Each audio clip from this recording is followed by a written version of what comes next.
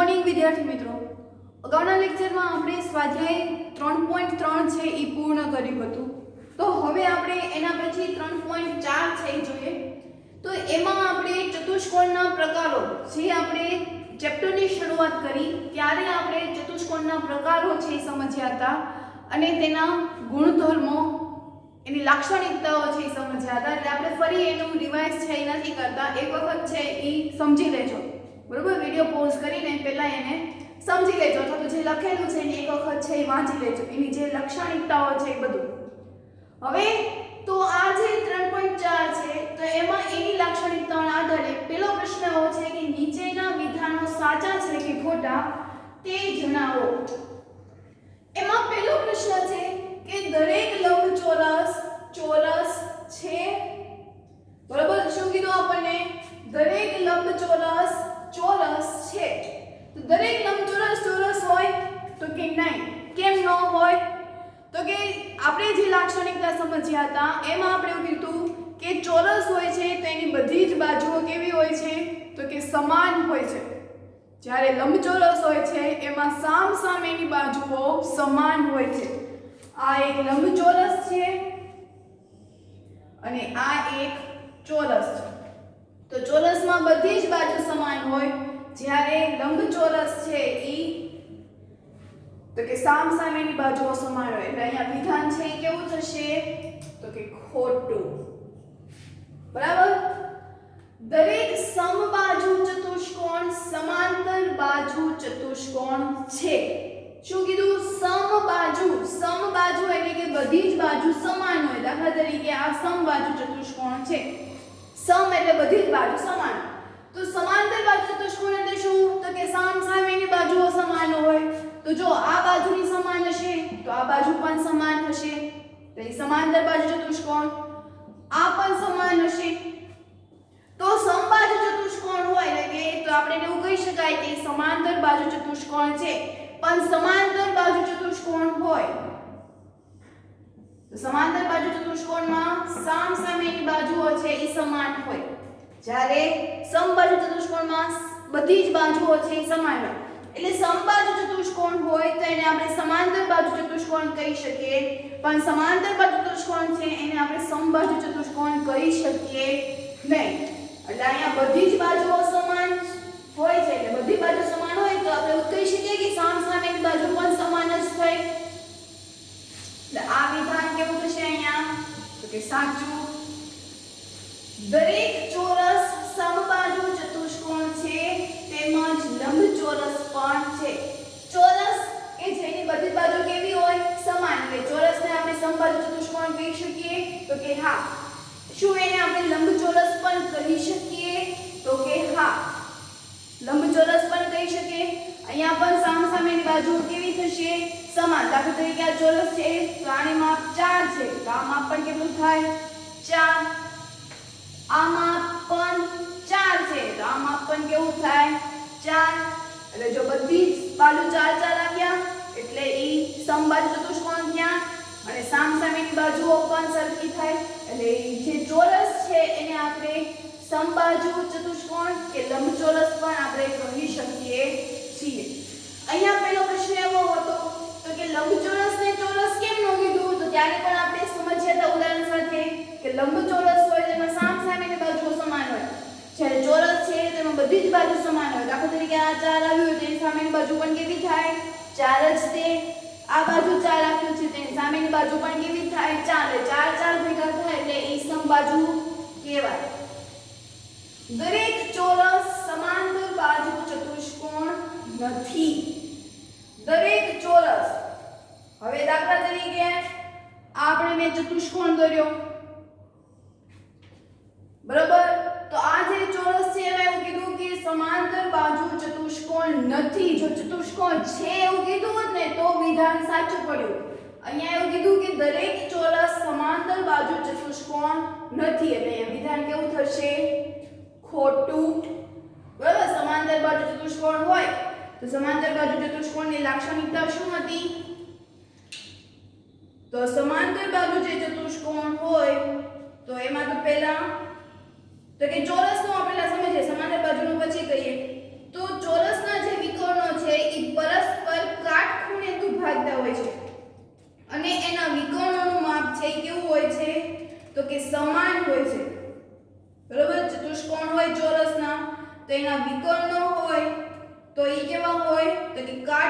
દુભાગે. બરાબર? જ્યારે સમાંતર બાજુ ચતુષ્કોણ હોય તો એના વિકર્ણો છે એ પરસ્પર દુભાગે. શું કરે? તો કે દુભાગે. આપણે એના ગુણધર્મો છે એ જોયા હતા. શું ગુણધર્મો હતા સમાંતર બાજુ ચતુષ્કોણના? ફરી એક વખત જોઈ લઈએ. તો કે સમાંતર બાજુ ચતુષ્કોણ છે તો એની બાજુની લંબાઈ સમાન હોય, સામસામેની બાજુ સમાન હોય અને સામસામેના ખૂણા પણ સમાન હોય. જે અને વિકર્ણ છે એ પરસ્પર દુભાગે. બરોબર? પણ અહીંયા છે એવું કીધું હોત તો આપણે એનું વિધાન છે એ સાચું પડત. અહીંયા નથી એવું કીધું છે એટલે વિધાન છે કેવું આવશે? ખોટું. એટલે સમાંતર બાજુ ચતુષ્કોણ અને ચોરસ બંનેના ગુણધર્મો છે કેવા છે? તો કે સમાન છે. આ ચોરસ છે તો એના પર વિકર્ણો છે એ પરસ્પર કાટખૂણે દુભાગે છે. સમાંતર બાજુ ચતુષ્કોણના કાટખૂણા પણ પરસ્પર દુભાગે છે. ચોરસમાં પણ સામસામેની બાજુઓ કેવી હોય? સમાન હોય. જે રીતે સમાંતર બાજુ ચતુષ્કોણમાં પણ સામસામેની બાજુ કેવી હોય? સમાન હોય. ખૂણાઓ પણ સામસામેના કેવા હોય? સમાન. તો સમાંતર બાજુ ચતુષ્કોણમાં પણ સામસામેના ખૂણા કેવા હોય? સમાન. એટલે અહીંયા આપણને પ્રશ્ન કીધો છે દરેક ચોરસ સમાંતર બાજુ ચતુષ્કોણ નથી, માટે વિધાન ખોટું છે. દરેક પતંગાકાર ચતુષ્કોણ સમબાજુ ચતુષ્કોણ છે. પતંગાકાર. પતંગાકાર એટલે કઈ આ રીતનો નીચ પતંગ જેવો આકાર હોય તો શું તમને આ સમબાજુ ચતુષ્કોણ લાગે છે? બધી બાજુ સમાન લાગે છે? તો કે ના. આ પણ વિધાન કેવું બનશે? ખોટું. દરેક સમબાજુ ચતુષ્કોણ પતંગાકાર ચતુષ્કોણ છે તો ત્યારે વિધાન સાચું બનશે. સમબાજુ ચતુષ્કોણમાંથી આપણે પતંગાકાર ચતુષ્કોણ કહી શકીએ પણ પતંગાકાર ચતુષ્કોણમાંથી આપણે સમબાજુ ચતુષ્કોણ કહી શકતા નથી. બરાબર? અહીંયા આપણને ઉદાહરણ સાથે સમજાય કે આમાંથી મારે સમબાજુ ન કહેવાય પણ કોઈ સમબાજુ ચતુષ્કોણ, દાખલા તરીકે આ કોઈ સમબાજુ ચતુષ્કોણ છે તો એને હું લંબાવી દઈશ તો આ રીતનો કોઈ આકાર છે એ બની જશે. દરેક સમાંતર બાજુ ચતુષ્કોણ સમલંબ ચતુષ્કોણ છે. શું કીધું? દરેક સમાંતર બાજુ ચતુષ્કોણ સમલંબ ચતુષ્કોણ છે. તો ત્યાં વિધાન કેવું આવશે? સાચું. તો સમલંબ ચતુષ્કોણ છે તો એના પાછા ગુણધર્મો શું થશે સમલંબ ચતુષ્કોણના? તો કે સમલંબ ચતુષ્કોણ છે એના પાસેના ખૂણાઓ કેવા હોય? તો કે પૂરક હોય. આપણે અગાઉના લેક્ચરમાં આપણે એના દાખલાઓ છે સમલંબ ચતુષ્કોણના કર્યા હતા. તો સમલંબ ચતુષ્કોણના પાસેના ખૂણાઓ કેવા હોય? પૂરક હોય. તો એવી રીતે સમાંતર બાજુ ચતુષ્કોણમાં પણ પાસેના ખૂણાઓની જોડ કેવી હોય? તો કે પૂરક કોણ હોય. બરાબર? સમલંબ ચતુષ્કોણમાં પણ સામસામેની બાજુઓની જોડ કેવી હોય? તો કે સમાન હોય. સમાન હોય એટલે કે સમાંતર હોય. જે બાજુની જોડ છે સમાંતર હોય તો તેને આપણે સમલંબ ચતુષ્કોણ કહીએ છીએ. તો સમાંતર બાજુ ચતુષ્કોણમાં પણ સામસામેની બાજુઓ કેવી હોય? સમાન હોય. તો સમાંતર બાજુમાં પણ સામસામેની બાજુ સમાન થાય છે. સમલંબ ચતુષ્કોણમાં પણ સામસામેની બાજુઓ સમાન થાય. સમાંતર બાજુ ચતુષ્કોણ છે એ છેદિકાથી બનતા હોય છે. બરાબર? સમાંતર બાજુ ચતુષ્કોણ છે એની જોડ સમલંબ ચતુષ્કોણમાં એક જ જોડ છે એ સમાન હોય છે. એવી રીતે સમાંતર બાજુ ચતુષ્કોણમાં પણ એક જ જોડ છે એ સમાન હોય છે. એટલે અહીંયા વિધાન છે એ સાચું પડશે. દરેક ચોરસ સમલંબ ચતુષ્કોણ છે તો અહીંયા પણ વિધાન કેવું બનશે? તો કે સાચું. બરાબર? અને ગુણધર્મો યાદ હશે તો જ તે આ વિધાનો સાચા પડશે. એટલે ખાસ એના ગુણધર્મો છે એ યાદ રાખવાના છે. તો હવે આપણે એના પછીનો બીજો પ્રશ્ન છે એ જોઈએ. તો એમાં આપણે એવું કીધું કે એવા ચતુષ્કોણના નામ આપો કે જેમાં ચારે બાજુની લંબાઈ સમાન હોય. તો પહેલા તેમ વિચારો કે આપણે પ્રકારો કયા કયા હતા? તો કે સમાંતર બાજુ ચતુષ્કોણ, સમલંબ ચતુષ્કોણ, પતંગાકાર ચતુષ્કોણ, ચોરસ, લંબચોરસ, સમબાજુ. તો આટલા પ્રકારો છે. તો આમાં તમે મને કહો તો કે ચારે બાજુ સમાન હોય, ચારે બાજુની લંબાઈ સમાન હોય તેવા કયો આકાર છે? તો કે બે જ તે, એક ચોરસ અને એક સમબાજુ ચતુષ્કોણ. તો એમાં શું લખશું આપણે? ચોરસ અને સમબાજુ ચતુષ્કોણ. આ બંનેમાં જ તે બધી જ લંબાઈ છે એ કેવી હોય? તો કે સમાન હોય.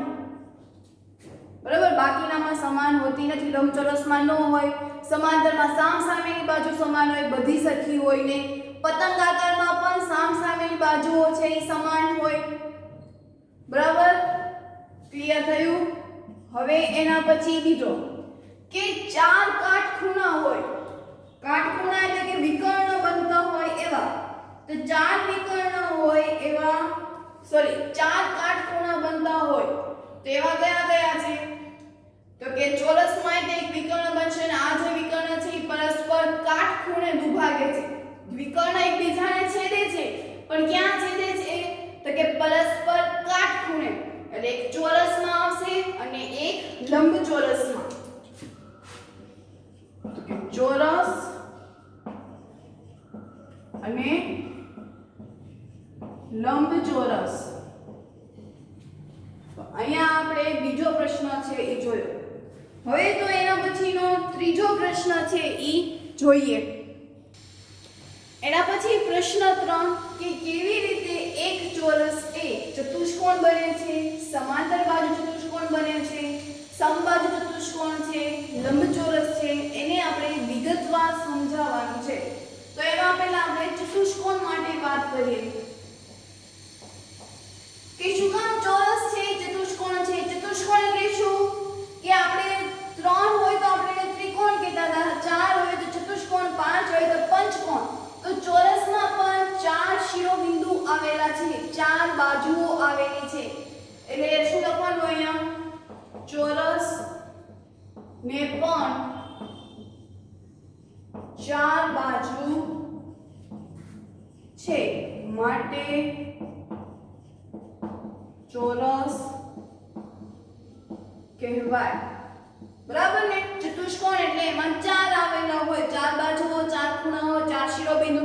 તો આ ચોરસમાં તો બધું છે, 4 બાજુઓ છે, 4 ખૂણાઓ છે, 4 શિરોબિંદુ પણ છે, માટે ચોરસને આપણે ચતુષ્કોણનો પ્રકાર છે ઈ કહી શકાય. બરાબર. પછી બીજું એવું કીધું કે ચોરસને સમાંતર બાજુ ચતુષ્કોણ કેમ કહી શકાય? તો ચોરસ જે હોય છે, તો ચોરસની સામસામેની બાજુઓ પણ કેવી હોય? સમાન. જેવી રીતે સમાંતર બાજુ ચતુષ્કોણમાં સામસામેની બાજુઓ સમાન હોય, તો એવી જ રીતે ચોરસમાં પણ સામસામેની બાજુઓ સમાન હોય છે તથા સમાંતર હોય છે. તેથી સમાંતર બાજુ ચતુષ્કોણ કહેવાય. તો અહીંયા લખશું ચોરસને પણ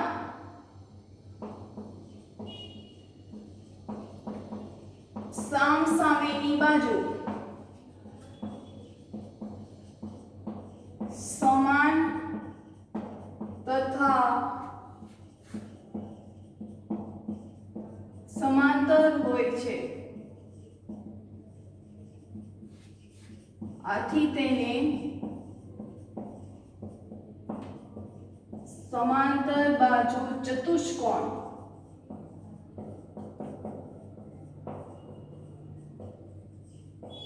કહે છે. બરોબર. એને પણ સામસામેની બાજુ કેવી હોય? સમાન તથા સમાંતર હોય. આ કોઈ ચોરસ હોય, બરોબર, તો આ અને આ એકબીજાને સમાંતર છે. આ બંને લંબાવીએ છીએ તો આગળ જતા ક્યાંય એકબીજાને છેદતા નથી. જેવી રીતે સમાંતર બાજુ ચતુષ્કોણ હતું, સમાંતર બાજુ ચતુષ્કોણમાં પણ આપણે આવી આકૃતિ છે એ દોરતા હતા, આ બંનેને આપણે લંબાવતા હતા. તો જેવી રીતે સમાંતર બાજુ ચતુષ્કોણમાં સામસામેની બાજુઓ સમાન હોય, એવી જ રીતે ચોરસમાં પણ સામસામેની બાજુઓ કેવી હોય છે? તો કે સમાન હોય છે. એના પછી ત્રીજો પ્રશ્ન કે ચોરસને સમબાજુ ચતુષ્કોણ કહેવાય છે. શું કામ? તો આપણને તો ખબર જ છે કે ચોરસમાં પણ બધી જ બાજુઓની લંબાઈ છે કેવી હોય છે? તો કે સમાન હોય છે, માટે એને સમબાજુ ચતુષ્કોણ કહેવાય. ચોરસને પણ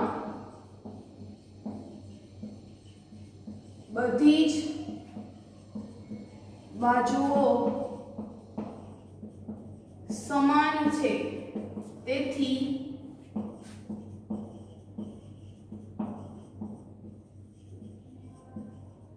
સમબાજુ ચતુષ્કોણ કહે છે. આપણે ખરા ખોટામાં આવું બધું આવતું હતું ને કે ચોરસ છે એ સમબાજુ ચતુષ્કોણ છે, ચોરસ છે એને સમાંતર બાજુ ચતુષ્કોણ કહેવાય, ચોરસને પણ ચારે બાજુ સમાન હોય. તો આના આધારે આપણે પહેલો પ્રશ્ન છે એ જોયો તો.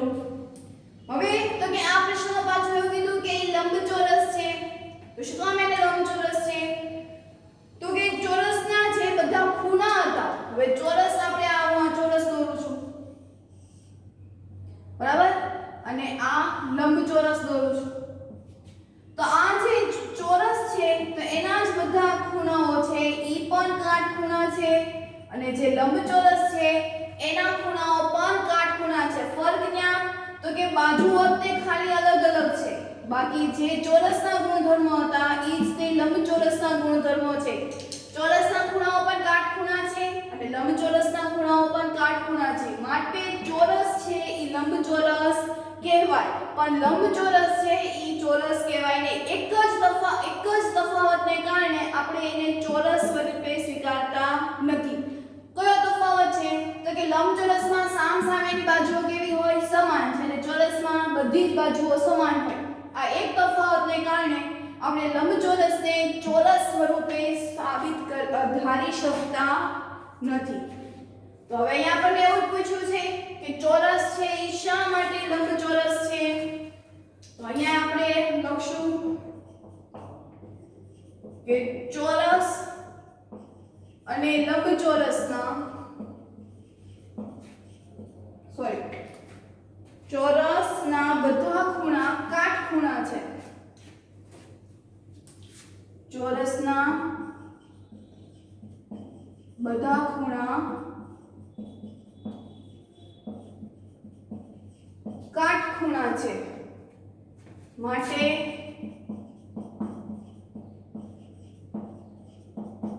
લંબચોરસ છે. બરોબર, ચોરસના બધા જ ખૂણા કાટખૂણા છે, માટે આપણે એને લંબચોરસ છે ઈ કહી શકીએ.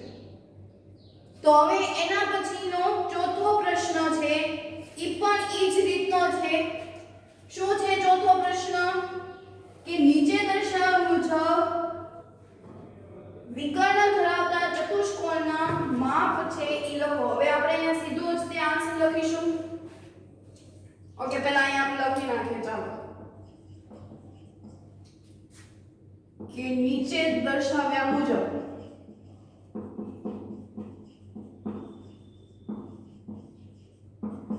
વિકર્ણ ધરાવતા ચતુષ્કોણના નામ.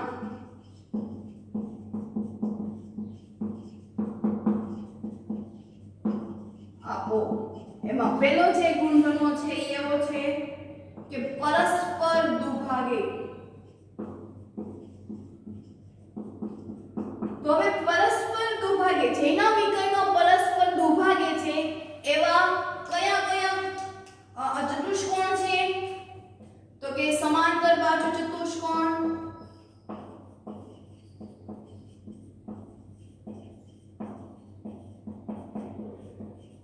પછી લંબચોરસમાં પણ વિકર્ણો છે પરસ્પર એકબીજાને છે એ આવી રીતે ક્રોસ છે એ બનાવે છે.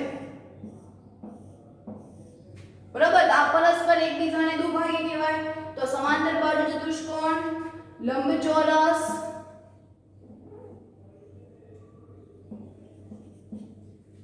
પછી ચોરસ. જો લંબચોરસ હોય તો ચોરસ પણ હોય જ તે. જો ચોરસ હોય તો સમબાજુ ચતુષ્કોણ હોય. બરાબર, પછી એના પછીનો બીજો એને એવું કાઢ્યું કે પરસ્પરના જે વિકર્ણો હતા એ પાછા લંબ દ્વિભાજક હોય. શું હોય? લંબ દ્વિભાજક. આટલાને પરસ્પર છે એ દુભાગતા હોય છે. એમાંથી તેઓ કીધું કે વિકર્ણ છે એ લંબ દ્વિભાજક હોય. લંબ દ્વિભાજક એટલે કે ફક્ત ને ફક્ત 90 જ અંશનો ખૂણો છે એ બનાવી શકતા હોય. તો 90 જ અંશનો ખૂણો બનાવી શકે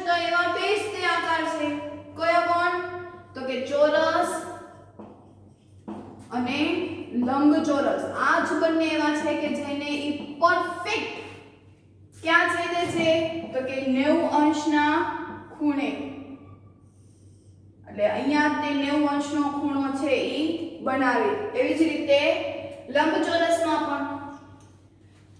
એના પછી એને ત્રીજો પ્રશ્ન એવો કીધો કે તેઓના જે વિકર્ણ છે ઈ સમાન હોય. બરોબર, શું હોય? તો કે સમાન હોય.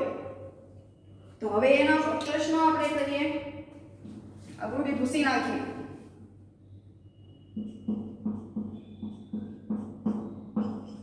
વિકર્ણ છે ઈ સમાન હોય. તો સમાન હોય એવા કયા કણા? તો કે એક ચોરસ, ચોરસમાં પણ વિકર્ણ છે એકબીજાને સમાન હોય. અને પછી જે આવે છે બીજું તો કે ઈ લંબચોરસ. શું આવે? તો કે લંબચોરસ. એટલે જેના વિકર્ણોના માપ સમાન હોય એવા કયા ચતુષ્કોણ છે? તો કે ચોરસ અને લંબચોરસ. પરસ્પર દુભાગે એટલે કે જેના વિકર્ણો છે પરસ્પર કાટખૂણે દુભાગે એવા કયા? તો કે સમાંતર બાજુ ચતુષ્કોણ, લંબચોરસ, ચોરસ, સમબાહુ ચતુષ્કોણ. પરસ્પર દ્વિભાજક હોય, લંબ દ્વિભાજક હોય, પરસ્પર કાટખૂણે થતા હોય તો લંબચોરસ અને અહીંયા લંબચોરસ નહીં આવે પણ સમબાજુ ચતુષ્કોણ આવશે. સમબાજુ ચતુષ્કોણ. તો એવા બે જ ચતુષ્કોણ છે. કોણ કોણ? તો કે ચોરસ અને તો કે સમબાજુ ચતુષ્કોણ. એટલે જેના વિકર્ણો આના ઉપર તમારે છે ને યાદ રાખવાનું કે જે પરસ્પર દુભાગતા હોય એવા કેટલા આકાર છે? તો કે 1 2 3 અને 4 પરસ્પર દુભાગતા હોય એવા 4 ખૂણાઓ કયા કયા? તો કે સમાંતર બાજુ ચતુષ્કોણ, લંબચોરસ, ચોરસ અને સમબાજુ ચતુષ્કોણ. પરસ્પર લંબ વિભાજક હોય તો એવા બે જ આકાર છે, ચોરસ અને સમબાજુ. અને પરસ્પર સમાન હોય અને વિકર્ણોની જે બાજુઓની લંબાઈ છે એ સમાન હોય તો એવા કયા આકારો છે? તો એના પણ બે પ્રકાર, ચોરસ અને લંબચોરસ. બરોબર. હવે તો એના પછીનો પ્રશ્ન છે એ આપણે જોઈએ. એના પછી પાંચમો પ્રશ્ન કે લંબચોરસ એ બહિર્મુખ ચતુષ્કોણ છે, સમજાવો. હવે બહિર્મુખ ચતુષ્કોણ એટલે શું? આપણે ભણ્યા બહિર્મુખ ચતુષ્કોણ અને અંતર્મુખ ચતુષ્કોણ.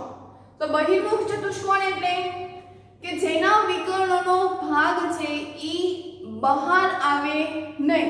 તો એવો જે કોઈ ચતુષ્કોણ છે, એવો કોઈ બહુકોણ છે તો એને આપણે બહિર્મુખ ચતુષ્કોણ છે કહેશું. એટલે વિકર્ણ છે એની અંદર આવતા હોય, બહારની બાજુએ આવતા નહીં. કોઈ એક વિકર્ણ પણ, જો કોઈ એક વિકર્ણ છે ઈ બહારની બાજુએ આવતો હોય તો પણ ઈ બહિર્મુખ ચતુષ્કોણ હોતો નથી.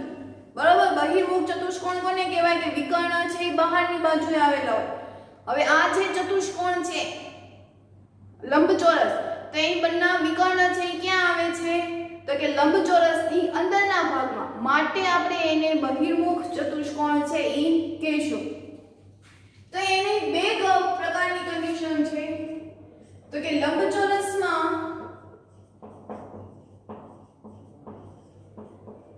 દરેક ખૂણાનું માપ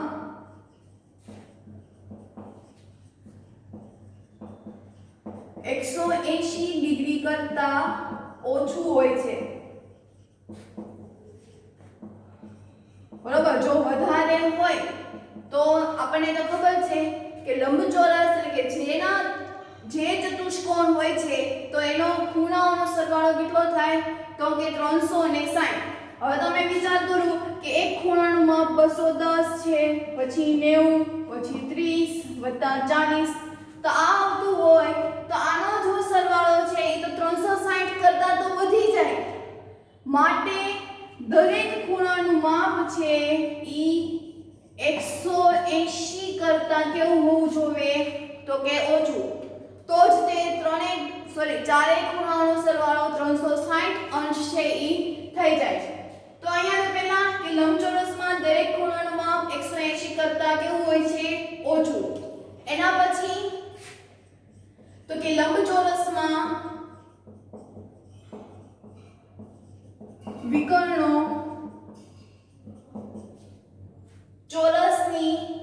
લંબચોરસની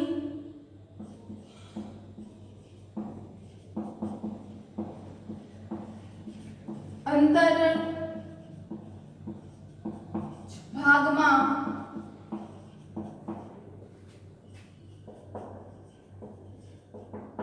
માટે તેને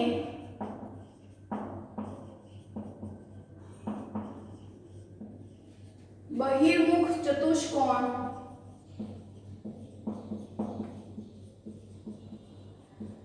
કહે છે. બરોબર, જેના વિકર્ણો છે બધા જ વિકર્ણો છે જો એની અંદરના ભાગમાં જો આવી જતા હોય તો એને બહિર્મુખ ચતુષ્કોણ કહીએ છીએ.